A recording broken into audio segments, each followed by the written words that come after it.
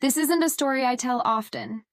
To be honest, I've spent years trying to forget the person I had to become to see it through. But every word of what I'm about to tell you is true, a testament to the fact that memory is long and justice sometimes just needs a push. The ballroom of the Mills House Hotel in Charleston was suffocating, a sea of forced smiles and name tags. 10 years had passed. 10 years since I'd walked the same high school halls as Bryce and Tiffany Prescott. I saw them holding court near the grand staircase, their laughter sharp and confident, echoing the entitlement they were born into. Against my better judgment, I walked over, a polite, meaningless smile on my face. Before I could even speak, Tiffany's eyes flickered over me, a dismissive, insect-like appraisal, and she leaned into the woman beside her, her voice a stage whisper designed to carry. "Oh my God, do you see who that is? David Vance's daughter. I heard she's pouring coffee for a living now." How utterly quaint. Bryce just smirked, a cruel, lazy curve of his lips, and physically turned his back. A silent, brutal dismissal that left me standing alone in the wake of their contempt, the heat of 100 pairs of eyes branding my skin. If you genuinely enjoy our stories, please subscribe to the channel, tell us where you're from, and what time it is right now. It's always fascinating to know how far our story flows. That night, the humiliation didn't just sting. It reopened a wound I thought had scarred over. The Prescotts and the Vances hadn't always been enemies. My father, David Vance, and their father, Arthur Prescott, had once been inseparable. They were partners, visionaries set to redefine the South Carolina coastline. My dad was the architect, the artist. Arthur was the businessman, the shark. Their magnum opus was to be the Serenity Point Resort on Kiowa Island, a project so ambitious it was featured in magazines before the first pillar was even poured. I grew up on stories of that resort, on blueprints spread across our dining room table that looked like maps to a fantasy kingdom. Dad would point to the soaring glass atriums and the infinity pools that melted into the Atlantic, his eyes alight with a creator's fire.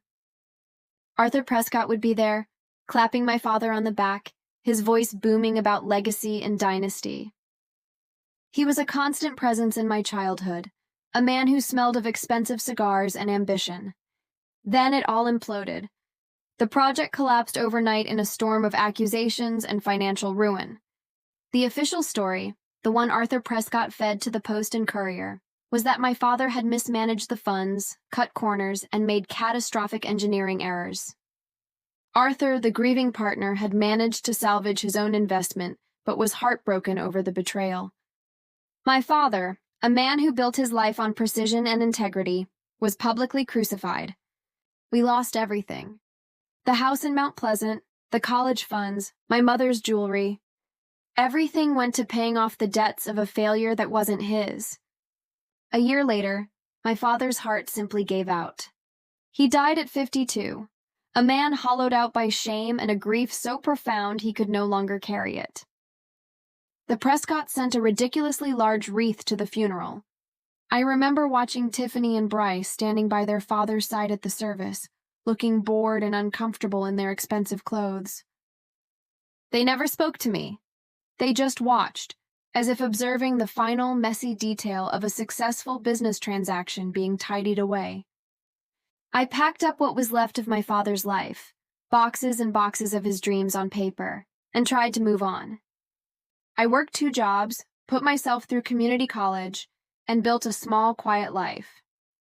A life where the name Prescott was a poison I tried to avoid.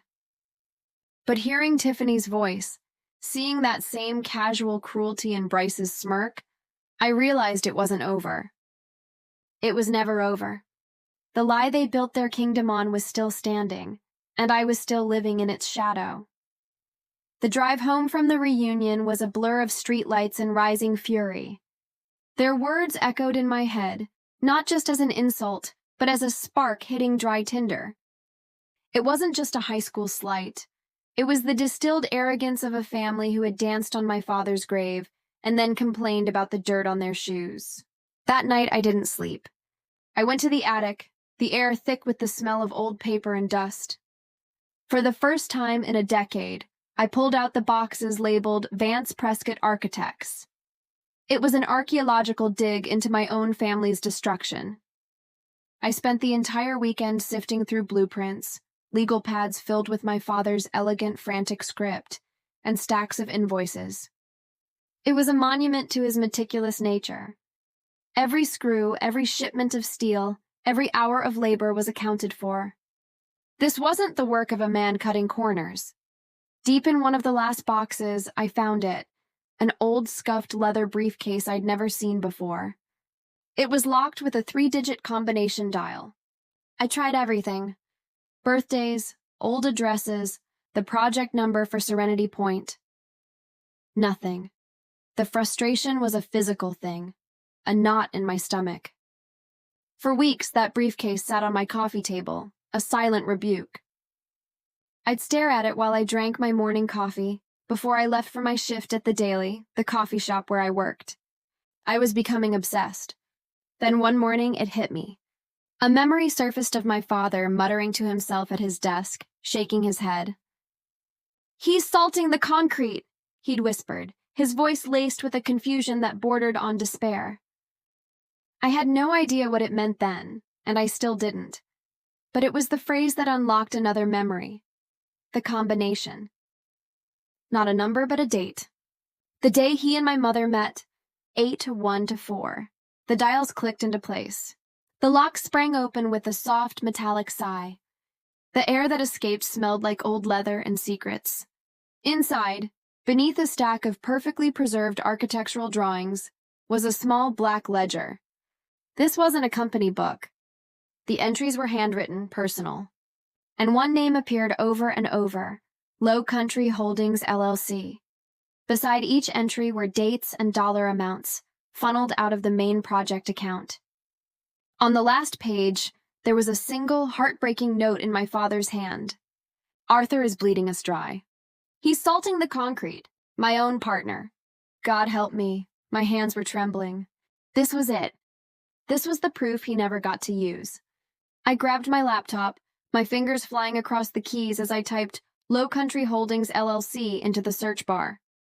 The South Carolina Secretary of State website popped up. The business was active. I clicked on the details, my heart pounding in my chest. And there it was. Registered agent, Marcus Thorne. I stopped breathing.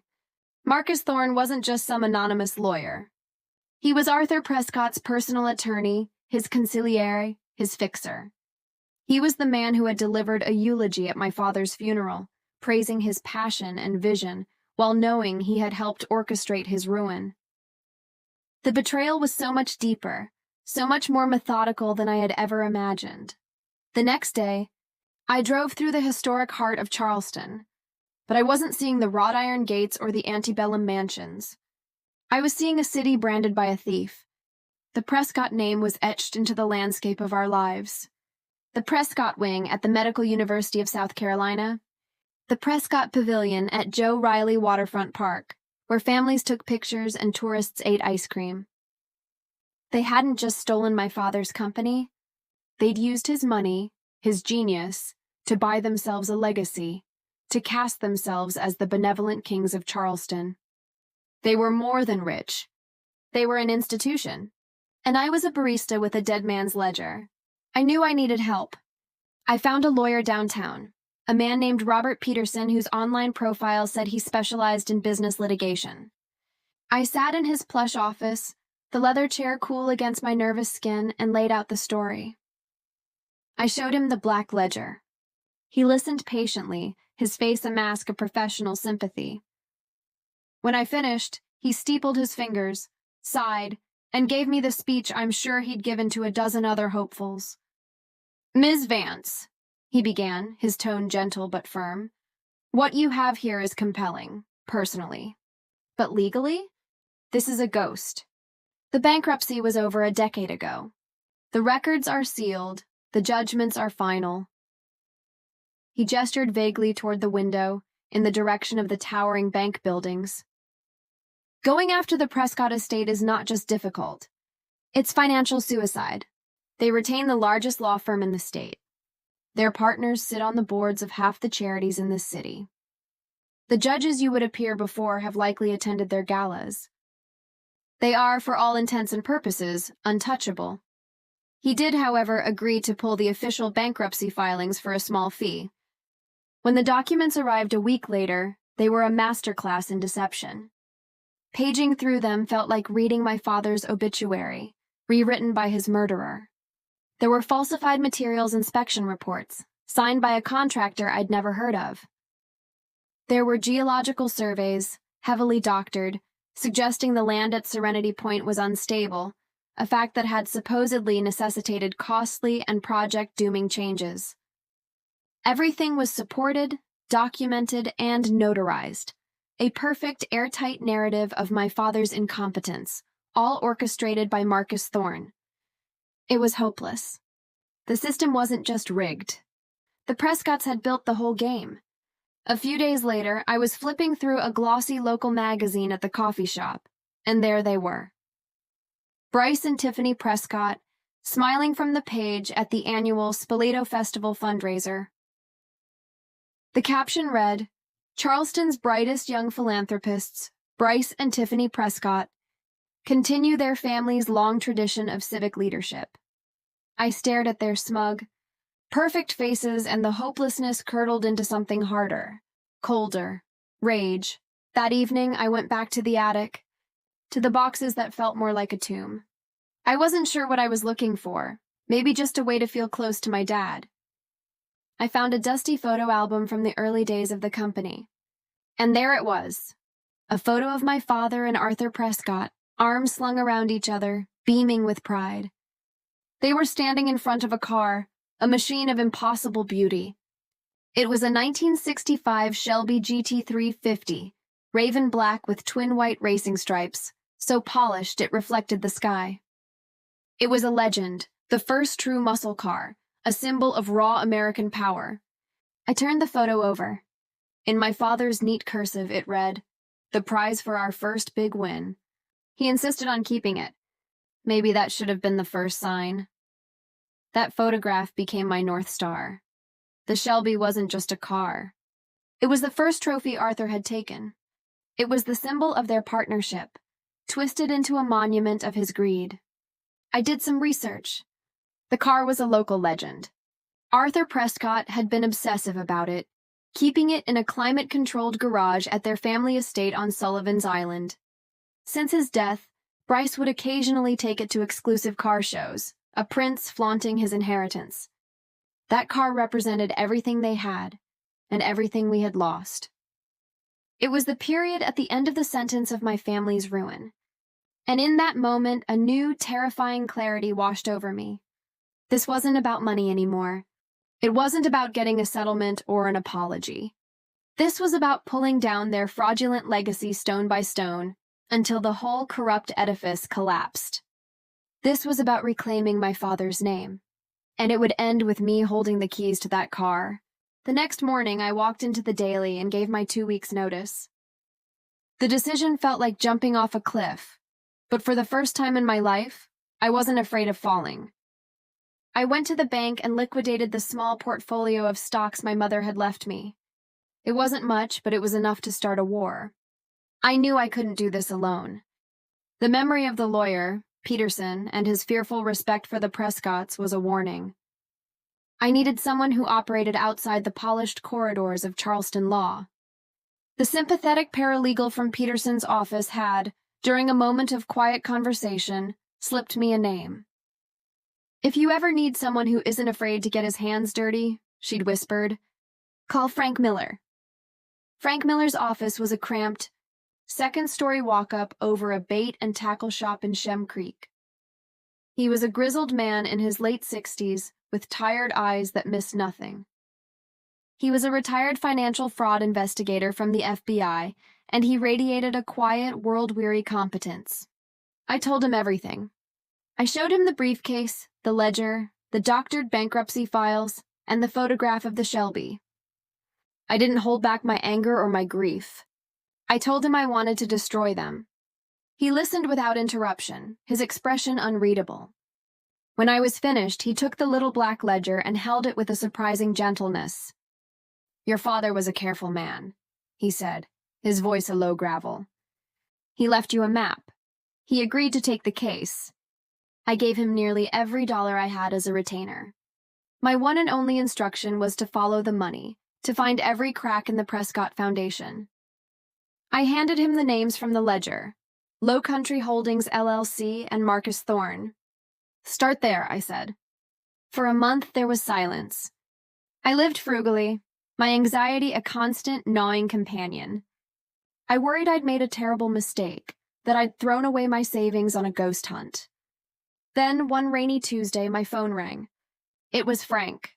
His voice was grim, stripped of any professional niceties. "I found something," he said, and the pause that followed was heavy with implication. "It's worse than you think. This wasn't just about Serenity Point. Arthur Prescott ran this scam on a dozen different projects. And Low Country Holdings? It's still active. The kids are using it." Frank laid it all out in his dusty office, the smell of stale coffee hanging in the air. Low Country Holdings had been Arthur Prescott's personal slush fund, a corporate ghost he'd used for decades to launder money, bribe inspectors, pay off local politicians, and hide assets from his partners. It was a masterpiece of financial deception. After Arthur died, Bryce and Tiffany had inherited control of the LLC, but they lacked their father's cunning. They were arrogant, sloppy children playing with a loaded gun.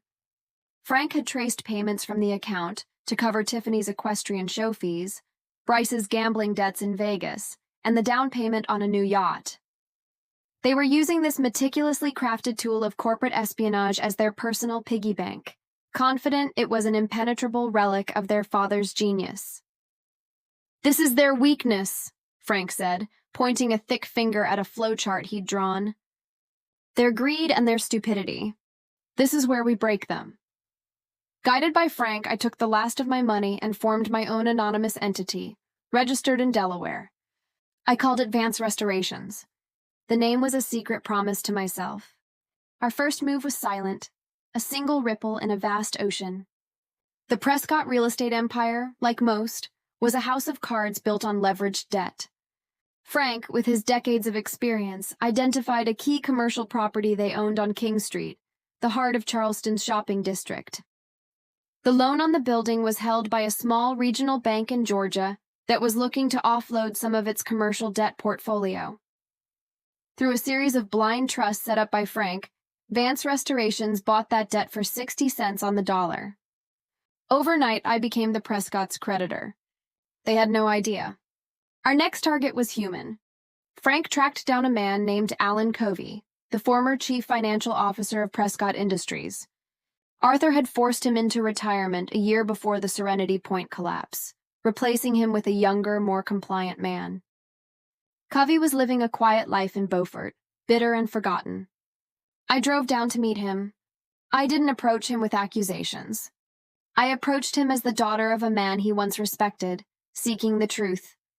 We sat on his porch overlooking the marsh, and for hours he talked.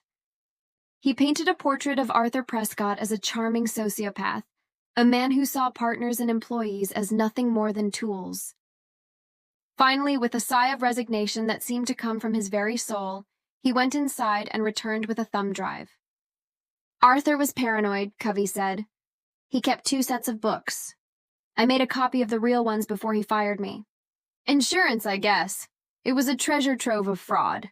Doctored invoices, inflated construction costs, and a clear pattern of insurance fraud going back 15 years. As I was about to leave, he stopped me. "There's one more thing," he said, his eyes dark with memory. "A name you should know. Henderson, Bill Henderson. He was a building inspector from Savannah. He was on Arthur's payroll for years. He's the one who signed off on the faulty materials reports for Serenity Point. He's the one who helped your father." Covey looked me straight in the eye. "He's the man who helped Arthur salt the concrete." Frank and I drove to Savannah the next day. We found Bill Henderson living in a modest bungalow in a quiet, leafy suburb. He was a soft, doughy man in his 70s, and when we showed up on his doorstep, the color drained from his face. He knew who we were before we even said a word. We sat in his dimly lit living room, the air thick with the smell of regret. I didn't threaten him. I didn't need to. Frank simply laid out a single file on the coffee table. It contained bank statements from Low Country Holdings, showing decades of payments into an account in Henderson's name. I made him an offer. Not a threat, but a choice. A sworn affidavit detailing every bribe, every falsified report, every conversation with Arthur Prescott. In exchange, Frank would set up a trust, a small relocation fund, and we would ensure his testimony to the authorities would paint him as a coerced victim, not a co-conspirator. He collapsed. Through tears of fear and shame, he confessed everything. He described how Arthur Prescott had systematically ordered cheaper, substandard materials for the Serenity Point project, while billing my father for the top-grade equivalents. The difference in cost, millions of dollars, was funneled directly into Low Country Holdings. Henderson's job was to sign off on the inspections, creating a paper trail that framed my father for the very crime Arthur was committing. It was the definition of salting the concrete, making something appear more valuable than it is. With Henderson's signed, notarized confession, we had the murder weapon. The war began in earnest. Frank packaged a selection of the most damning evidence, Henderson's affidavit, key documents from Alan Covey's thumb drive, and sent it anonymously to an investigative reporter at the Post and Courier he knew had a grudge against the Charleston old money establishment. While we waited for that bomb to detonate, I made my second move. Through a lawyer in another state, Vance Restorations officially called in the debt on the King Street property. A balloon payment of $12 million was now due in 30 days. The Prescotts were blindsided. Their lawyers scrambled, trying to figure out who Vance Restorations was, but hit a wall of corporate veils. They tried to stall, to renegotiate. I refused. Pay or forfeit the building. The pressure began to mount. A week later, the story broke. It was on the front page above the fold. Charleston legacy, tarnished legacy. Questions arise about Prescott Industries' founder. It was carefully worded, full of phrases like sources allege and documents suggest. But the damage was done. For the first time, the pristine Prescott name was associated with fraud and corruption. The article mentioned an anonymous source, a disgruntled former partner's family, and suspicious financial dealings. The city started whispering. Panicked and infuriated, Bryce and Tiffany did exactly what I hoped they would. They called a press conference. They stood on the steps of the corporate headquarters their father had built, the picture of a grieved innocence. Bryce, his face a mask of indignation, denied everything. He called the story a pathetic smear campaign by jealous rivals. He blustered about integrity and honor, and then he made his fatal mistake. To emphasize his father's unimpeachable character, he gestured to the screen behind him. "My father was a pillar of this community," he roared. His integrity was flawless, just like the beautiful machines he loved. And on the massive screen, for all the world to see, was the photo. Arthur Prescott, grinning, standing proudly next to the raven black 1965 Shelby GT350. The press conference was a gift. Bryce had, in his arrogance, personally linked the symbol of my revenge to the public scandal.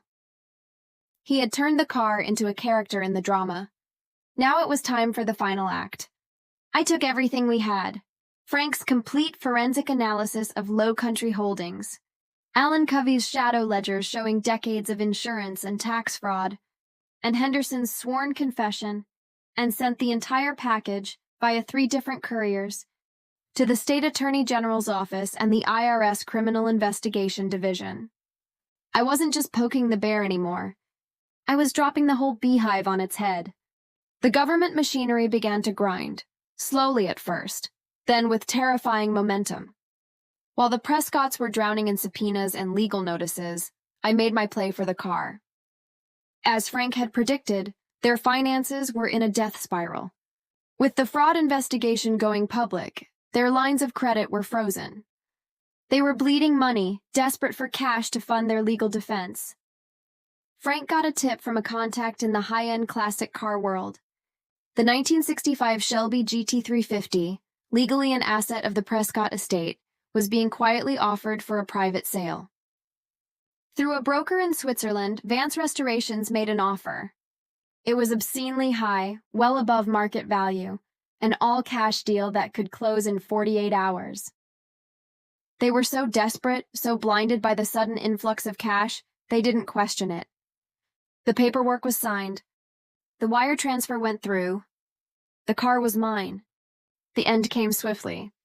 The Attorney General unsealed the indictment. Bryce and Tiffany were charged with multiple counts of fraud, racketeering, and tax evasion. The IRS put liens on every property they owned, freezing every known asset. The Prescott Empire, a monument to a half-century of lies, crumbled in a matter of weeks. The climax arrived on a perfect, crisp Charleston evening. It was the night of the annual Founders' Day Gala at the Gaillard Center, the most important event on the city's social calendar. For years, it had been the Prescott's personal coronation. This year, the board, in a panic to distance themselves, had quietly renamed it the Charleston Community Gala.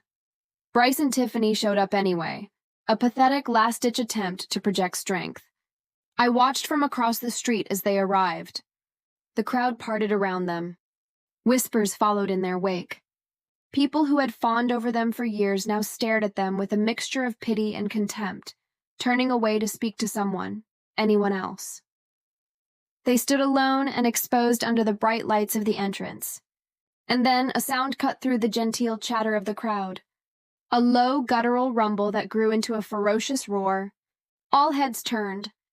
The 1965 Shelby GT350, its raven black paint gleaming like wet oil, pulled up to the curb.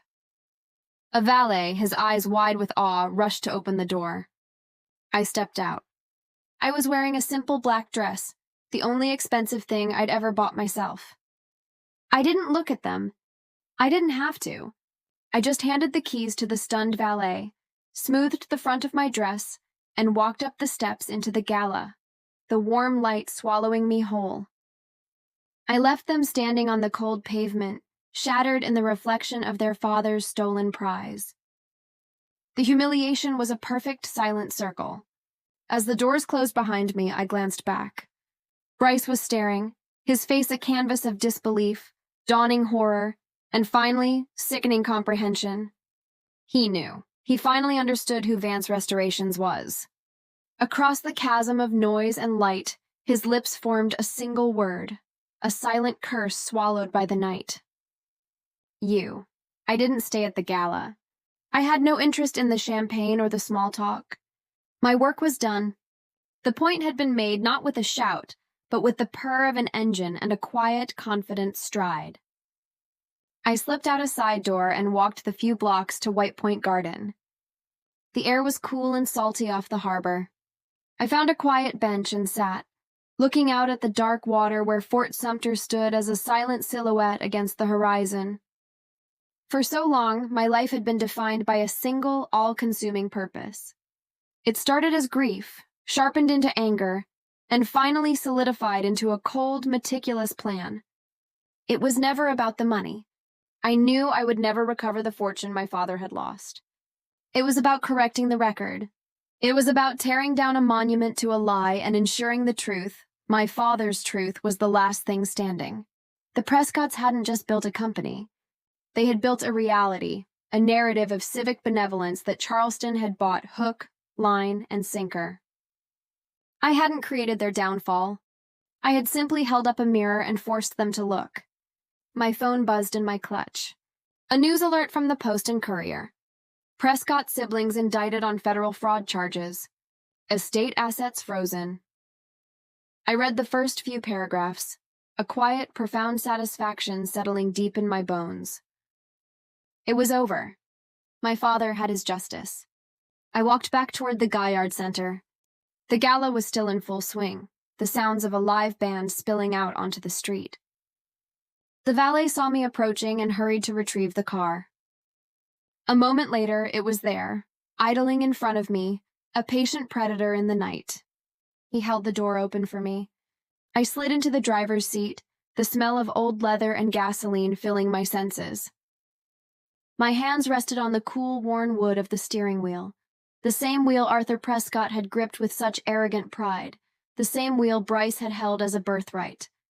I started the engine, and its roar was the only answer the world needed. I pulled away from the curb, leaving the gala, the whispers, and the entire ruined legacy of the Prescott family behind me in the rearview mirror. The end.